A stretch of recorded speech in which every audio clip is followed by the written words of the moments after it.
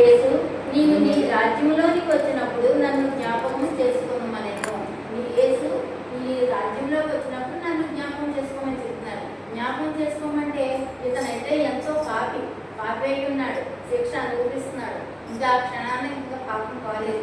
కానీ అతను గ్రహించింది ఏంటంటే ఇతను పాపలను క్షమించగలవాడు, ఇంకొక రాజ్యం ఉంది, ఆ రాజ్యంలో మనల్ని చేరిస్తే మనం రక్షింపబడతామని అతనికి జ్ఞానోదేశం అయింది కనుక వెంటనే అడిగేసాడు. వెంటనే అయితే మామూలుగా అయితే యేసు ప్రభుతో ఎన్నాళ్ళతో స్నేహం లేదండి, ఎప్పుడో దొంగలని అదని చూసింటారు ఒక మాట అంతే. తర్వాత శిక్ష వీధిలో ఆ రాత్రి అంతా యేసుతో గడిపారట శస్సాలు. దర్శన క్షణాలలో కూడా అప్పటికీ మాటలు దూషిస్తూనే ఉన్నారు. అయితే ఇతను ఈ సిలువలో క్షమించని క్షమాపణ గుణం కోరుకున్నప్పుడు అప్పుడు ఇతనికి మనోనేత్రాలు తెరపడ్డాయట.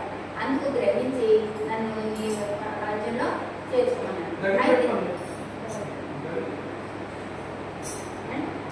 అయితే నీ రాజ్యం వచ్చినప్పుడు చేర్చుకోమని అడిగాడు. వెంటనే ఆయన ఎంత సిలువగా ఉండి ఆయన పరిచయం ఏంటండి, మా అయితే 6 గంటలు అంటండి. సిలువ వేసినప్పుడు 6 గంటల ప్రయాణం అయింది. 4 గంటలు ఇప్పుడు రాత్రిపాటు ఏదో 1 గంట మాట్లాడేదో లేదు, అది కూడా ఏం లేదు. ఆ మాటలు వింటే అప్పటికే దూషిస్తూనే ఉన్నారు. అయితే ఈ సిలువలో ఆ పక్కన అంటే సమీపంలో ఉన్నారన్నమాట.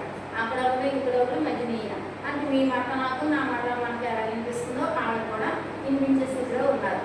అది చూసి అతని దగ్గరికి చూసి క్షమించు అనే మాటకే యేసయ్య నీ శిక్షణ సిద్ధార్థం పేరు చూశాడంటే వాళ్ళలో చూడటం కదా క్షమించమంటాడులే అనే భావం కాదు. క్షమించు అనే పదానికి ఆయన ఉన్న మతాండాలు బయటకు వచ్చిన మాట గ్రహించాడు కనుక ఇతను కూడా హృదయపూర్వకంగా చూసాడు కనుక అర్థమైంది. హృదయపూర్వకంగా చూడాలండి, హృదయపూర్వకంగా చూస్తే క్షమాపేక్షలు దొరుకుతాయి. మా గురించి మీకని మీరు మాట్లాడి అయితే అతను గ్రహించాడు కనుక ఆ క్షమాపేక్ష దొరికింది. అందుకు వెంటనే యేసయ్య ఏమన్నారంటే నేను ఈ 6 గంటల టైంలోనే అతను మార్పు పొంది మనమేది కొన్ని సంవత్సరాల నుంచి ఉన్నాం. ఇంకా మనకి దేవుని పూర్తి అవగాహన మనం చేసుకోలేకపోతున్నాం, చేసుకున్న ఆయన అడుగుజాడలో నడవలేకపోతున్నాం, ఆయన మాట విని పాటించలేకపోతున్నాం. అందుకు మనం ఇంకా కొంచెం దూరస్తులుగానే ఉన్నాం, మనం సమీపంగా ఉన్నాం అనుకుంటూ దూరస్తులుగానే ఉన్నాం. అది గ్రహించి ఇతను వెంటనే అడిగాడు కనుక గ్రహించాలన్నారన్నమాట. యేసయ్య ఏమన్నాడండి, యేసు నీవు నీ రాజ్యంలోనికి వచ్చినప్పుడు నన్ను జ్ఞాపకం చేసుకున్నాను.